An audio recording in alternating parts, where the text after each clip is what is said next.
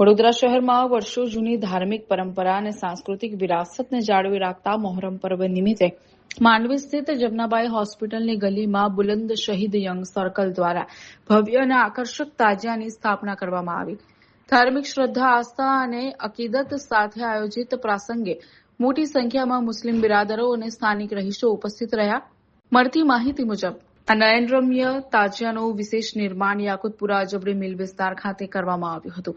ત્યાંથી એક ભવ્ય અને શિસ્તબદ્ધ શોભાયાત્રા સ્વરૂપે તાજિયા પરંપરાગત માર્ગો જેવા કે લીંબાલી મસ્જિદ, પાણીગેટ દરવાજા અને માંડવી વિસ્તાર થઈને જમનાબાઈ હોસ્પિટલની ગલીમાં આવેલ બુલંદ શહીદ મુકામે લાવવામાં આવ્યું. તાજિયાના આગમન સમયે સમગ્ર વાતાવરણ કરબલાના શહીદોની યાદમાં ગમગીન અને ધાર્મિક બન્યું હતું. બુલંદ શહીદ યંગ સર્કલના અગ્રણીઓએ આ ધાર્મિક કાર્યક્રમને સફળ બનાવવા બદલ વિસ્તારના નાગરિકો અને સહયોગીઓનો આભાર માન્યો. તેમણે મોહરમ દરમિયાન વડોદરાની ઓળખ સમાન કોમી એકતા, પરસ્પર ભાઈચારો અને શાંતિ જળવાઈ રહે તેવી ખાસ અપીલ કરી હતી.